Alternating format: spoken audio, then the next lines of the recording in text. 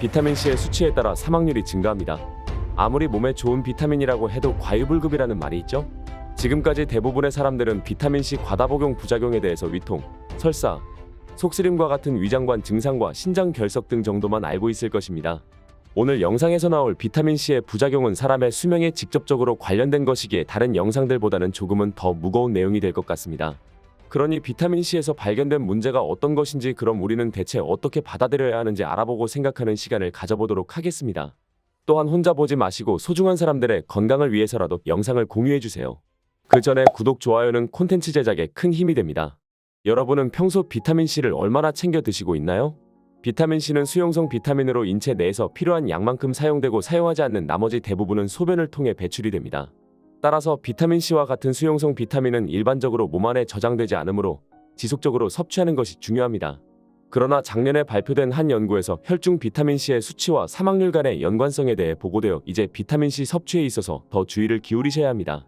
물론 비타민C가 우리 몸에 좋은 것은 사실이지만 연구 내용을 통해 어떻게 조심해야 하는지 알아보도록 하겠습니다. 약 10,000명을 대상으로 10년간 추적 관찰한 결과 비타민C 결핍 상태에서 혈중 비타민C 수치가 증가할수록 사망률이 감소하는 경향을 보였습니다. 하지만 비타민C 수치가 일정 수준 이상으로 올라가면 오히려 반대로 사망률이 증가하는 현상이 나타났습니다. 바꿔 말하면 비타민C를 적당한 수준까지 섭취하는 것은 건강에 분명 도움이 되지만 비타민C를 과다 섭취할 경우 비타민C가 결핍된 것만큼이나 몸 건강에 해롭다는 이야기입니다. 여기서 중요한 것은 비타민C가 역효과를 나타내는 포인트가 대체 어디인지입니다. 이 연구에서 사망률이 올라가기 시작한 포인트는 혈중 비타민C 수치가 1.06데시리당/mg일 때입니다. 이 값을 더 흔히 쓰는 단위로 바꾸면 약 60마이크로몰리터로 계산할 수 있습니다. 그렇다면 대체 비타민C 수치가 60까지 올라가려면 비타민C를 얼마나 섭취해야 하는 것일까요? 놀랍게도 이 정도 수치는 하루에 100에서 200mg의 비타민C만 섭취해도 충분히 도달할 수 있습니다. 일반적으로 먹는 비타민C 영양제 안에는 말씀드린 수치보다 훨씬 높은 500에서 1000mg 수준으로 비타민C가 포함되어 있습니다. 뿐만 아니라 메가도즈를 하시는 분들은 하루에 5000에서 10,000mg까지 섭취를 하기도 합니다. 그런데 하루에 비타민C를 100에서 200mg만 섭취해도 건강을 해칠 수 있다고 얘기하니 많이 충격적이고 믿기지 않을 것입니다. 왜냐하면 지금까지 그렇게 드신 분들은 몸에 이상 반응이 없었기 때문에 계속 드셨을 것이기 때문입니다. 하지만 그렇게 생각할 필요가 없는 이유를 지금부터 설명드리도록 하겠습니다. 먼저 비타민C는 항산화제입니다. 항산화제는 다들 알다시피 우리 몸의 조직을 손상시키는 활성산소를 제거하는 역할을 해줍니다. 이로써 우리의 세포를 보호하고 질병을 예방하는 역할을 하기도 합니다. 하지만 사실 항산화제가 우리 몸에 늘 이로운 것만은 아닙니다. 항산화제도 영양제로서 너무 과다 섭취하면 본래 의도와는 다르게 몇몇 질병의 발병률과 사망률이 증가하는 현상이 여러 연구를 통해 발견되었습니다. 활성산소가 우리의 조직을 손상시키지만 반대로 우리 몸에 불필요한 암세포와 같이 좋지 않은 세포를 공격하는 역할도 합니다. 즉 건강을 유지하려면 일정 이상의 활성산소가 반드시 세포에 있어야 한다는 것입니다. 그러니 항산화제를 과다 복용하여 활성산소를 필요 이상으로 제거하게 되면 오히려 건강이 악화될 수 있다는 것입니다. 그리고 항산화제가 너무 많이 투여되면 스트레스를 유발하는 역할을 하는 것으로 보고되기도 했습니다. 또한 비타민C가 우리 몸에서 쉽게 배출되는 수용성 물질이라서 안전하다고 알고 있는 분이 많을 것입니다. 확실히 지용성 물질과 비교하면 수용성 물질은 우리 몸에 축적되지 않는 만큼 상대적으로 안전하기는 합니다. 하지만 장기간 꾸준히 섭취하는 경우에는 이야기가 달라집니다. 과한 용량의 비타민을 주기적으로 섭취하면 비타민이 모두 배출되기 전에 새로운 비타민이 공급되어 우리의 혈액과 조직에서 높은 농도를 항상 유지하게 됩니다. 이럴 경우 단기간에 문제가 나타나지 않을 수 있지만 이렇게 높은 농도의 비타민에 수년 단위로 장기간 노출하게 된다면 앞서 말씀드린 것과 같이 예기치 못한 문제가 발생할 수 있습니다. 따라서 오늘의 주제가 되는 이 연구 결과가 일정 수준 이상의 비타민C는 오히려 사망률을 증가시킨다는 것이 이론적으로 맞는 이야기가 됩니다. 그러나 이 연구에도 다른 연구들과 마찬가지로 허점이 존재합니다. 이와 같이 관찰 연구는 분명한 취약점이 있습니다. 애초에 통제된 임상시험이 아니기에 대상자의 생활 환경이나 식습관 같은 다른 변수를 적용해서 다시 계산했을 때 기존의 결론이 뒤집히는 경우가 간혹 나타날 때가 있기 때문입니다. 그리고 이번 연구와 상당히 유사한 방식으로 진행된 연구에서는 다른 결론이 나오기도 했습니다.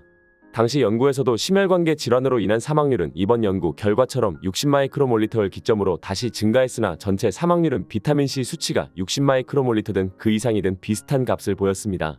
이번 연구를 발표한 연구진은 과거의 연구 결과와 다른 결론이 나온 이유에 대해 명확한 설명을 하지 못하였습니다. 이로써 과도한 비타민C 섭취가 오히려 사망률을 높인다는 사실을 정설로 받아들이려면 더 많은 연구가 필요한 것은 분명합니다. 하지만 그렇다고 마냥 연구에 대한 결과를 무시할 순 없고 주목해야 할 필요는 분명히 있습니다.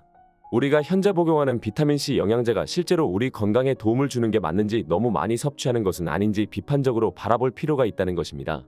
방법론적인 한계가 있는 논문이라고 해도 어쨌든 사망률 증가라는 결론이 도출된 것은 사실이고 이론적으로도 말이 되는 결과이기 때문입니다. 여러분께서 분명히 이해하셔야 하는 것 중에 하나가 과학에는 절대적인 진리가 없다는 것입니다. 수십 년에서 수백 년간 사실이라고 믿었던 이론이 어떤 하나의 연구나 논문에 의해 뒤집히는 일은 역사적으로도 아주 흔한 일이기 때문입니다. 현재 많은 전문가들이 주장하고 있는 이론이라고 해서 그것이 꼭 옳은 것은 아니라는 것입니다. 심지어 제가 지금까지 영상에서 말씀드렸던 주장들조차도 말입니다. 어떤 이론이든 나중에 발표될 논문에 의해 반박될 수 있는 가능성이 충분합니다. 영양제에 관해 부정적인 연구 결과가 발표된다면 여러분도 알 권리가 있다고 생각합니다. 원활한 영양 공급을 위해 개발된 비타민제나 오메가3 같은 영양제들이 오히려 건강 상태를 악화시킬 수 있다는 연구 발표가 점차 늘어나고 있습니다. 영양제를 통한 영양 공급은 결핍 상태를 해결하기엔 아주 효율적인 것은 맞습니다. 하지만 건강유지나 예방의 측면에서는 실제 식품을 대체할 수 없다는 사실이 여러 연구를 통해 드러나게 되었습니다. 그렇다고 영양제를 모두 끊으라는 이야기는 절대 아닙니다. 가장 잘 검증된 영양제를 안전하고 정확한 방법으로 섭취해야 한다는 것이 포인트입니다. 오늘 말씀드린 비타민C의 경우 매일 의무적으로 챙겨 드실 필요는 없다는 것을 말씀드리고 싶습니다. 그리고 가능하면 영양제가 아닌 과일로 섭취하는 것을 권해드립니다. 평소에 과일을 잘 챙겨 드시지 못하는 경우에는 일주일에 3-4번 정도 500에서 1000mg 정도의 높지 않은 용량으로 섭취 또한 권장드립니다. 만약 섭취 중인 종합비타민제에 비타민C가 100mg 이상 들어있다면 굳이 따로 섭취하지 않아도 좋을 것 같습니다. 아직 비타민C를 고용량으로 섭취했을 때 어떤 이점이 명확하게 밝혀진 바가 없고 심지어는 그 안전성에 관해서도 논란의 여지가 있기 때문입니다. 다만 감기나 어떤 바이러스 감염과 같은 질병을 겪고 있을 때 면역 기능을 돕기 위해 단기간 고용량으로 섭취하는 것은 괜찮습니다. 실제로 1000에서 2000mg 수준의 비타민C를 섭취하면 감기 걸린 기간을 단축시킬 수 있는 것으로 나타났습니다. 꼭 감기가 아니더라도 컨디션이 평소보다 좋지 않고 잔병 치레가 심한 경우에는 단기간만 집중적으로 섭취해 보시는 것도 좋습니다. 아마 영상을 보시는 분들 중 비타민C를 메가도즈 용법으로 하루에 3000에서 6000mg 또는 그 이상으로 매일 장기간 섭취하는 분이 생각보다 많이 있으실 것이라 생각합니다. 저는 메가도즈를 딱히 권하지도 않고 말리지도 않습니다. 위장장애 외에는 특별한 위험성이 없다고 생각했기 때문입니다. 하지만 이번 연구를 통해 앞으로는 주의를 드리고 싶을 뿐입니다. 아직까지는 비타민C 메가도즈가 위험하다고 단정지을 수는 없으나 오늘 설명드린 것과 같은 연구 결과도 있다는 사실을 염두하시어 섭취하시기를 바랍니다. 선택은 여러분의 몫이겠지만 이런 연구들도 있다는 사실 꼭 기억해 주시기를 바랍니다. 마지막으로 영양제 복용 외에 추천하는 비타민C 보충 방법에 대한 것입니다. 저는 아까도 말씀드렸지만 음식으로 비타민C를 보충하는 것을 권장드리는 편입니다. 크게 야채와 과일로 생각하실 수 있습니다. 특히 당뇨가 있으신 분들은 과일을 드시게 되면 혈당에 안 좋을 수 있으니 야채 위주로 선택하시는 것이 좋습니다. 또한 고추류가 비타민C 함량이 높습니다. 비타민C는 수용성이기에 열에 의해 파괴됩니다. 그렇기 때문에 야채 조리법으로 찌거나 전자레인지로 조리해서 드시는 것이 좋습니다. 그 중에서 브로콜리, 양배추, 콜리플라워, 시금치를 익혀서 드시는 것을 추천드립니다. 아무래도 과일은 좀 더 드시기 쉽겠죠? 과일은 우리 주변에서 쉽게 찾을 수 있는 딸기, 오렌지, 귤, 키위, 자몽, 레몬 등이 있습니다. 오늘의 건강정보는 여기까지입니다. 이렇게 우리 삶에서 알게 모르게 놓쳤던 건강정보들이 많이 있습니다. 그러니 영상 참고하시어 앞으로 놓쳤던 건강 모두 챙기시고 질병들 치유되시기를 바랍니다. 이번 영상 시청해주셔서 정말 감사드립니다.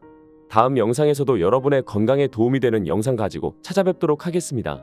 이번 영상이 도움이 되셨다면 주변 사람들에게도 전해주시고 좋아요와 구독, 알림 설정 부탁드립니다.